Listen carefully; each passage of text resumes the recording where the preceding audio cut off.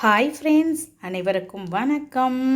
இன்றைக்கி பார்த்திங்கன்னா ரொம்ப ரொம்ப டேஸ்டியாக ரொம்ப சீக்கிரமாக செய்யக்கூடிய காலிஃப்ளவரோடைய நம்ம கிரேவி செய்ய போகிறோங்க. எப்படி செய்யலாம் அப்படிங்கிறத வீடியோ பார்த்து தெரிஞ்சுக்கலாம்.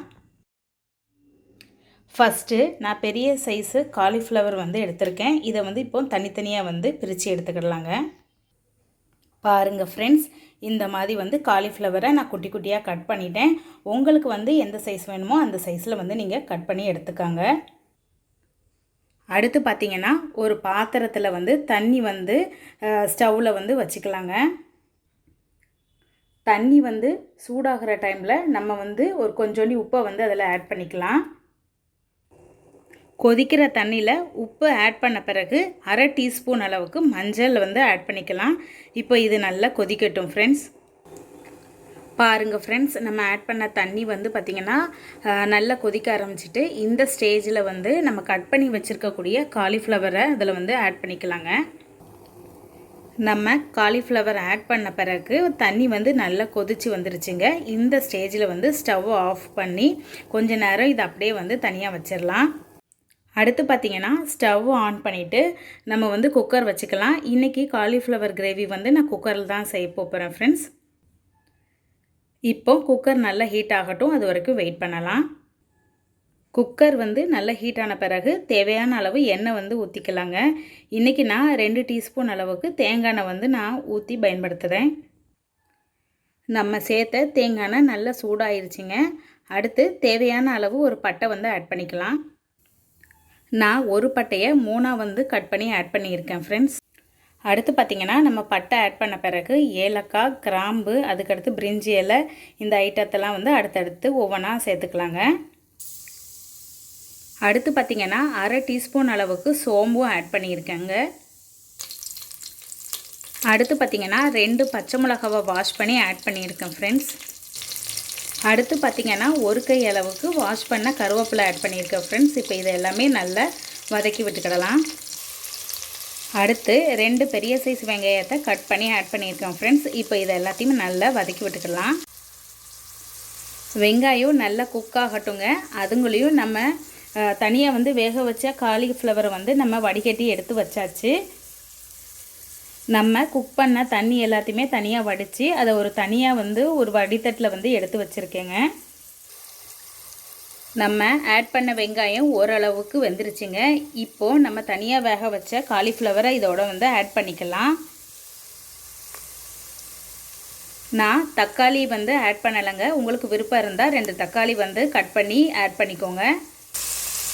வடிகட்டி எடுத்து வச்ச காலிஃப்ளவரை நம்ம குக்கரில் ஆட் பண்ணியாச்சுங்க. இப்போ இதை நல்லா வதக்கி விட்டுக்கிடலாம். அடுத்து பார்த்திங்கன்னா தேவையான அளவு இஞ்சி பூண்டு பேஸ்ட் நம்ம அரைச்சிட்டு வந்துடலாங்க. நம்ம அரைச்சிட்டு வந்த இஞ்சி பூண்டு பேஸ்ட்டை இந்த காலிஃப்ளவரோட ஆட் பண்ணியாச்சுங்க. இப்போ இதை நல்லா கிளறி விட்டுக்கிடலாம். அடுத்து பார்த்திங்கன்னா நம்ம காலிஃப்ளவர் கிரேவிக்கு தேவையான மசாலா பொடி எல்லாமே ஆட் பண்ணிக்கலாங்க. ஏற்கனவே மஞ்சள் நம்ம ஆட் பண்ணி வேக வச்சுருந்தோம். அதனால் இப்போ நான் மஞ்சள் ஆட் பண்ணலை. உங்களுக்கு விருப்பம் இருந்தால் அரை டீஸ்பூன் மஞ்சள் பொடி ஆட் பண்ணிக்கோங்க. அடுத்து பார்த்திங்கன்னா வீட்டில் அரைச்ச குழம்பு மிளகாய் பொடி நான் 2 டீஸ்பூன் ஆட் பண்ணியிருக்கேன். இப்போது இது எல்லாத்தையுமே நல்லா கலந்து விட்டுக்கிடலாம் ஃப்ரெண்ட்ஸ். நம்ம ஆட் பண்ண வீட்டு குழம்பு பொடி கொஞ்சம் குக் ஆகட்டும், அது வரைக்கும் வெயிட் பண்ணலாம் ஃப்ரெண்ட்ஸ். அடுத்து பார்த்திங்கன்னா தேங்காய் தேவையான அளவு எடுத்திருக்கேங்க. இதோட அரை டீஸ்பூன் அளவுக்கு நம்ம ஜீரகம் ஆட் பண்ணிக்கலாம். அரை டீஸ்பூன் ஜீரகம் ஆட் பண்ண பிறகு கொஞ்சம் தண்ணி விட்டு நல்லா அரைச்சிட்டு வந்துடலாம் ஃப்ரெண்ட்ஸ். பாருங்கள் ஃப்ரெண்ட்ஸ், நம்ம அரைச்சிட்டு வந்த தேங்காய் ஜீரகத்தோட விழுது நம்ம காலிஃப்ளவரோட ஆட் பண்ணியாச்சு. இப்போ இதை நல்லா கலந்து விட்டுக்கிடலாம். அடுத்து தேவையான அளவு உப்பு ஆட் பண்ணிவிட்டு நல்லா கலந்து விட்டுக்கிடலாம் ஃப்ரெண்ட்ஸ். அடுத்து பார்த்திங்கன்னா காலிஃப்ளவர் கிரேவிக்கு தேவையான அளவு தண்ணி ஆட் பண்ணிக்கலாங்க. தண்ணி ஆல்ரெடி நான் ஆட் பண்ணிட்டேன். இப்போது இதெல்லாம் நல்லா கலந்து விட்டுக்கிடலாம். இந்த ஸ்டேஜில் உப்பு உரப்பு டேஸ்ட் பண்ணி பார்த்துக்கோங்க. பத்தலைன்னா ஆட் பண்ணிக்கலாம் ஃப்ரெண்ட்ஸ். கடைசியாக குக்கர் மூடியை வச்சு மூடி நம்ம விசில் போட்டுட்டு ஒரு 4லேருந்து 5 விசில் வர வரைக்கும் நம்ம வெயிட் பண்ணலாம் ஃப்ரெண்ட்ஸ். பாருங்கள் ஃப்ரெண்ட்ஸ், சூப்பராக வந்து காலிஃப்ளவர் வந்து குக் ஆயிருச்சுங்க. நல்லா வந்து சூப்பராக வந்து கிரேவியும் ரெடி ஆயிருச்சுங்க. அடுத்து பார்த்திங்கன்னா தேவையான அளவு கருவேப்பிலை வந்து லைட்டாக வந்து அதுக்கு மேலே தூவி விட்டுக்கலாம். அவ்வளோதான் ஃப்ரெண்ட்ஸ், சூப்பரான காலிஃப்ளவர் கிரேவி வந்து நம்மளுக்கு வந்து குயிக்காக வந்து ரெடி ஆயிருச்சுங்க. இதோட டேஸ்ட்டு பார்த்திங்கன்னா ரொம்ப ரொம்ப சூப்பராக இருக்கும். நம்ம தோசை, சப்பாத்தி, வடித்த சாப்பாடு இது எல்லாத்தோடையே இதை வச்சு வந்து சாப்பிட்டு பாருங்க, ரொம்ப ரொம்ப ருசியாக இருக்கும். அவ்வளோதான் ஃப்ரெண்ட்ஸ், சூப்பரான காலிஃப்ளவர் கிரேவி வந்து ரெடி ஆயிருச்சு. இதை நீங்களும் உங்கள் வீட்டில் ட்ரை பண்ணி பார்த்துட்டு மறக்காமல் எனக்கு கமெண்ட் பண்ணுங்கள்.